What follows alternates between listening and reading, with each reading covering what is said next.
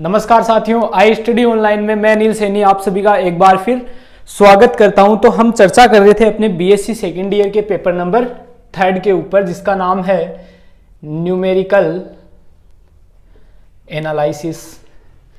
इस पेपर का अपन डिस्कशन कर रहे थे और इसकी यूनिट नंबर फर्स्ट अपन कंप्लीट कर चुके थे और यूनिट नंबर सेकंड हम देख रहे थे। और यूनिट नंबर सेकंड में हमने 4-5 फॉर्मूले किए थे और उससे जस्ट पहले जो क्लास हुई थी उसमें अपन ने एक क्वेश्चन किया था सिम्पसन 1/3 के ऊपर। और जाते जाते मैं आपसे कहकर गया था कि इसी क्वेश्चन को आपको सिम्पसन 3/8 से भी करना है। तो उम्मीद करता हूं कि सभी ने वो क्वेश्चन किया होगा कंप्लीट। 3/8 से आपने खुद ने किया होगा। और सारणी भी मैंने कंप्लीट नहीं बनाई थी, उसमें शुरू की 2 वैल्यूज मैंने आपको निकाल कर बता दी थी और कह के गया था कि इसको कंप्लीट आप कर लेना। क्लियर है सभी स्टूडेंट को? आज थोड़ा और आगे बढ़ते हैं और एक क्वेश्चन हम और करेंगे। वही तो देखना, यूज सिम्पसन क्वेश्चन है, use Simpson's 1/3 rule to evaluate 1 से 1/3 y dx from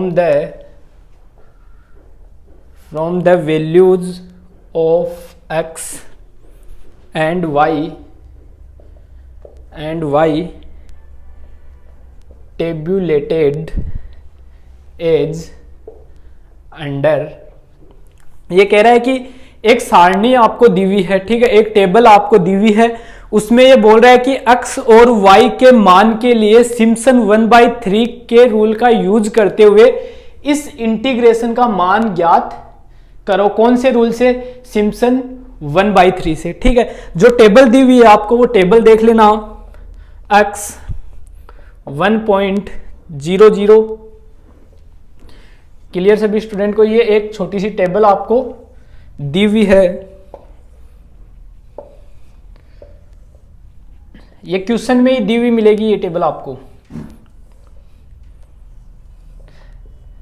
1.00, 1.05, 1.10, 1.15, 1.20, 1.25, 1.30।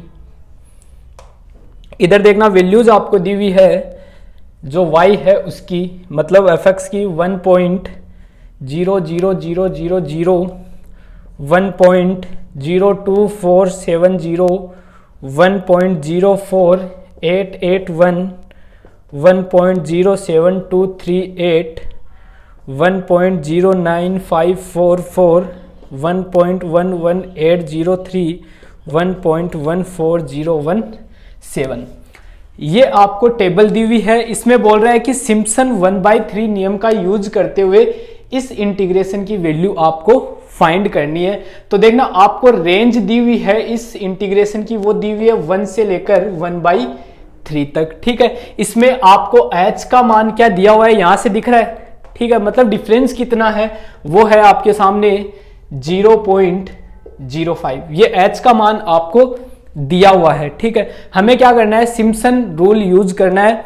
तो आगे बढ़ने से पहले मैं आपको बता देना चाहूंगा कि जो किसी भी प्रकार का आपका डाउट हो उसके लिए आप इंस्टाग्राम पे आए, ठीक है। इंस्टाग्राम पे आकर आई स्टडी ऑनलाइन को फॉलो करें और वहां पे आप मैसेज करके पूछ सकते हो, किसी भी प्रकार की जानकारी ले सकते हो, कोई भी डाउट आप वहीं पे पूछ सकते हो, ठीक है। नोट्स का लिंक आपको डिस्क्रिप्शन में दिया हुआ है। कंप्लीट न्यूमेरिकल एनालिसिस के नोट्स आपको डिस्क्रिप्शन में मिल जाएंगे। इसके साथ में आपकी सेकेंड ईयर की ऑर्गेनिक केमिस्ट्री स्टार्ट हो चुकी है, ठीक है। आपकी जो इनऑर्गेनिक केमिस्ट्री है वो पूरी कंप्लीट करवा दी है और उस इनऑर्गेनिक केमिस्ट्री के नोट्स भी आपको मिल जाएंगे। तो वो पेपर आपका कंप्लीट है, उसको कंप्लीट तैयार कर ले। इलेक्ट्रॉनिक्स कंप्लीट करवा दी गई है, सिर्फ एक यूनिट बाकी है और थर्मोडायनेमिक्स आपकी स्टार्ट हो चुकी है। तो क्लियर होगा सभी स्टूडेंट को? तो ऑलमोस्ट करीब 40% मैटर आपका कवर हो चुका अब तक, ठीक है। और जल्दी 1-2 महीने के अंदर अंदर आपका ये कंप्लीट हो जाएगा मैटर, ठीक है। तो थोड़ा और आगे बढ़ते हैं। अब हम चर्चा करेंगे इसके नियम पर। तो सिम्पसन 1/3 क्या कहता है? सिम्पसन 1/3 ये क्या कहता है कि साहब x0 से x0 plus NH x0 plus NH y dx is equals to h/3। Clear सभी स्टूडेंट को? ब्रैकेट, फिर ये कहता है प्रथम कोटि प्लस अंतिम कोटि का योग प्लस 2 इंटू विषम कोटियों का योग, फिर प्लस 4 इंटू सम कोटियों का योग। ये क्या होता है? आपका सिम्पसन 1/3 रूल होता है। ठीक है, h/3 प्रथम प्लस अंतिम कोटि का योग प्लस ये यहाँ 4 आता है, सॉरी, ठीक है, 4 into 2 y1 plus y3 dash dash, ये आपका रूल होता है। तो क्लियर होगा सभी स्टूडेंट को यहाँ तक? अब आगे बढ़ेंगे, अपने पास सारी वैल्यूज आपको दी हुई है, वो सारी वैल्यूज उठा के मैं इसमें रखता हूं। तो देखना 0 से 1/3 y dx, ये 1 से 1/3 है, ठीक है, इक्वल्स टू, ठीक है, h/3, h का मान कितना है 0.05 अपॉन 3 ब्रैकेट y0 प्रथम प्लस अंतिम, प्रथम कौन सी है ये, अंतिम कौन सी है ये, तो दोनों लिख लो 1.00000 प्लस 1.14017 प्लस 4 इंटू, अब विषम कोटि, विषम मतलब y1 से, ये y0 है, ये ऐसे नंबरिंग कर लेना आप इनको ताकि कंफ्यूजन ना हो। ये जरूर, ये काम जरूर करना आप, ये काम आप जरूर कर ले, ठीक है, जिससे आपको कंफ्यूजन ना हो। तो ये काम, अब ये बोल रहा है विषम मतलब y1, y3 और y5, इनको ले लो। मतलब y1 कितना है 1.02470 प्लस, फिर y1 हो गया, अब कौन सा लेना है y3 लेना है, मतलब 1.07238, फिर प्लस अब कौन सा लेना है y5 लेना है, मीन्स 1.11803, ये भी हो गया। फिर अब देखो इधर आगे जगह नहीं है तो मैं इसके नीचे जस्ट आगे प्लस लगा रहा हूं, प्लस 2 इंटू, अब हमें लेना है y2, मीन्स ये वाला y2 कितना है 1.04881 प्लस, फिर y4 लेना है, मीन्स 1.09544। अब y6 तो ले नहीं सकते क्योंकि आ गया यहाँ पे ऑलरेडी, ठीक है, अंतिम कोटि यही थी तो ये ऑलरेडी आ चुका। ये ब्रैकेट बंद कर दो, ये चीज समझ में आई होगी, ठीक है। अब आगे हम बढ़ते हैं, कैलकुलेटर निकाल लेते हैं, ठीक है, कैलकुलेटर से वैल्यू फाइंड हम करेंगे, ठीक है। तो कैलकुलेटर चलाना जिस स्टूडेंट को नहीं आता है वो पीछे वाली क्लास अटेंड करें, ठीक है। पीछे वाली क्लास में पूरे डिटेल के साथ कैलकुलेटर चलाना आपको सिखाया था, ठीक है। तो वैल्यूज को रेडियन पे सेट आपको एनी टाइम रखनी है, वैसे इनमें इसका कोई रोल नहीं है लेकिन बता दिया था कि उस पे रखनी है, ठीक है, तो उसी पे रखनी है। आगे चलते हैं, तो देखो 0.05/3 तो ऐसा का ऐसा रहने दो, ठीक है। ये वैल्यू कितनी हो जाएगी 1 + 1, ये तो सीधा हो गया 2.14017 प्लस 4 इंटू, अब इनको ऐड कर लेते हैं तो देखना 1.02470 प्लस फिर 1.07238 फिर प्लस 1.11803। क्लियर सभी स्टूडेंट को? तो ये वैल्यू आएगी आपके पास 3.21511। क्लियर सभी स्टूडेंट को? प्लस ये कितना है 2 के साथ में इनको ऐड कर देते हैं तो देखना 1.04881 प्लस 1.09544, ये आ गया आपके पास 2.14425। ये वैल्यू आपके पास यहां तक आ चुकी है। तो क्लियर होगा सभी स्टूडेंट को यहां तक? अब थोड़ा और आगे बढ़ते हैं और इसको और सॉल्व करते हैं। तो देखना यहां से 0.05/3, ठीक है, 2.14017 फिर प्लस, अब इसको मैं 4 से मल्टीप्लाई कर देता हूं तो देखना 4 इंटू 3.21511, ठीक है। तो आपके पास आंसर आ गया 12.86044। क्लियर सभी स्टूडेंट को। फिर प्लस इसको 2 से मल्टीप्लाई करके लिख दो तो 2 इंटू 2.14425, ये आ गया आपके पास 4.2885। क्लियर सभी स्टूडेंट को। अब इन सबको मैं ऐड कर देता हूं तो देखना 2.14017 प्लस 12.86044 प्लस 4.2885 4.2885, इसको देखो पूरे को मल्टीप्लाई करोगे तो ये आएगा ना, ठीक है। तो आपके पास रिजल्ट आएगा 0.05/3 ब्रैकेट में आएगा 19.28911। क्लियर सभी स्टूडेंट को।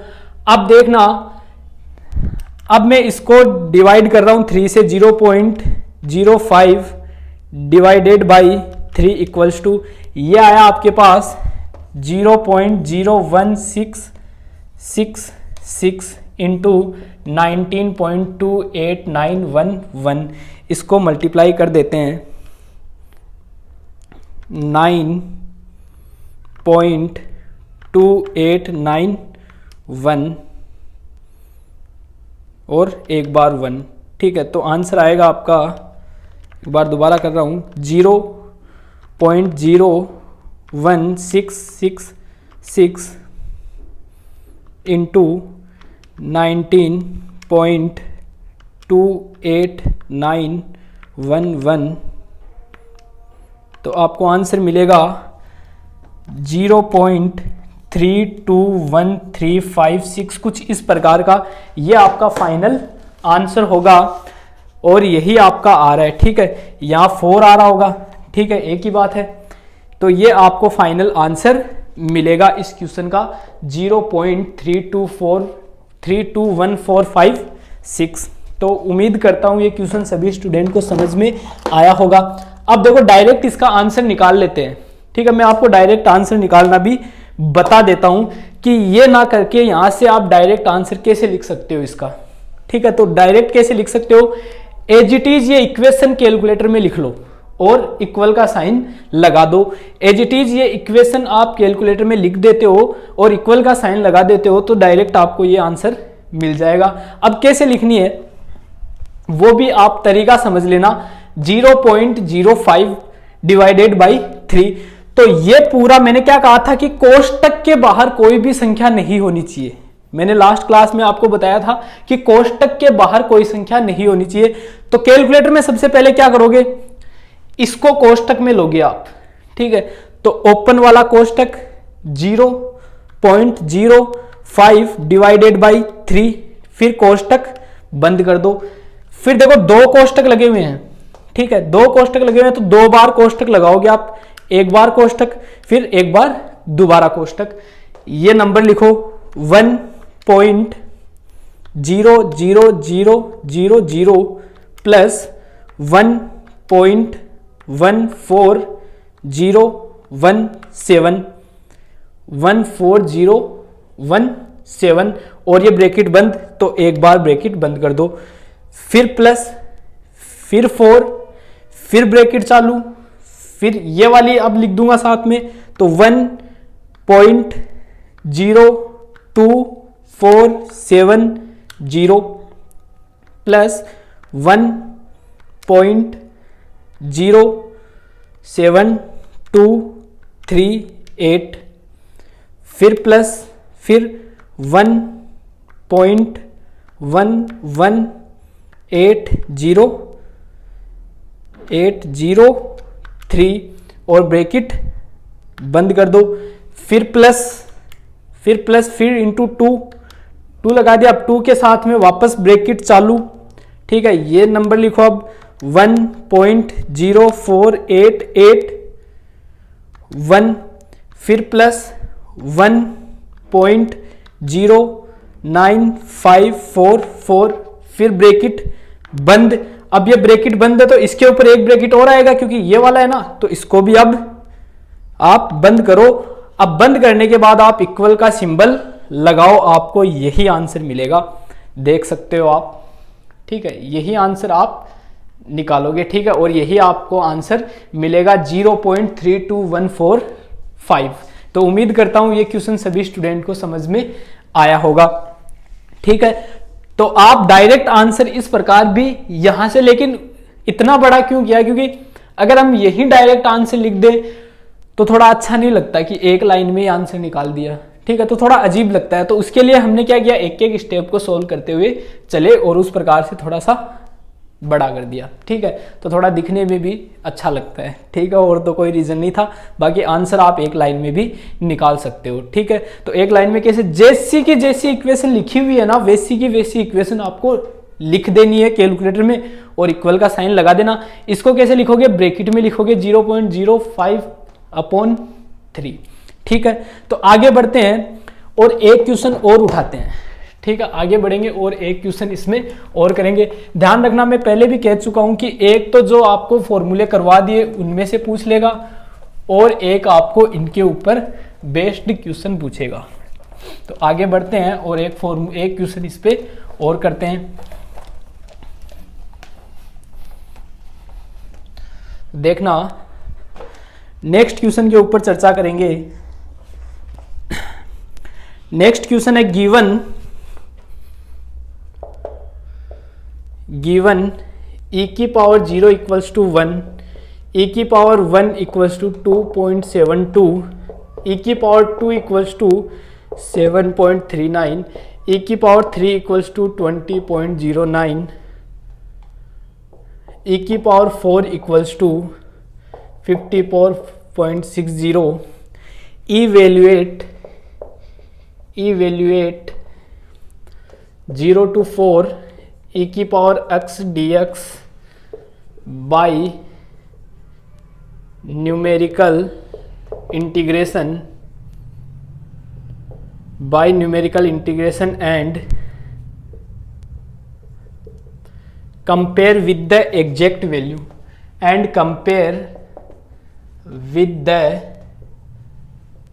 एग्जैक्ट वैल्यू ठीक है। ये क्वेश्चन आपको दिया हुआ है, ठीक है, एक क्वेश्चन आपको दिया हुआ है और ये बोल रहा है कि न्यूमेरिकल इंटीग्रेशन से इसका मान निकालो और एक ओरिजिनल वैल्यू से इसको कंपैरिजन करो, ठीक है। तो देखना, इसका सॉल्यूशन हम करते हैं, ठीक है। अब न्यूमेरिकल इंटीग्रेशन तो मैं मान लो किसी भी एक उठा लो, आपकी जो मर्जी हो, ठीक है, चाहे सिम्पसन उठा लो, चाहे ट्रेपेजॉइडल उठा लो, जो आपकी मर्जी हो वो उठा लो, ठीक है, जिसमें आपको अच्छा लगे वही वाला उठा लो, ठीक है। मैं सिम्पसन 1/3 उठाता हूं इसमें, ठीक है। तो पहले देखना, ये e की पावर 0 मतलब आपको दिया हुआ है y0 e की power 0 equals to 1। Similarly y1 equals to e की पावर 1 इक्वल्स टू 2.72, फिर y2 इक्वल्स टू e की पावर 2 इक्वल्स टू 7.39, ठीक है, फिर y3 इक्वल्स टू e की पावर 3 20.09, फिर y4 इक्वल्स टू e की पावर 4 54.60।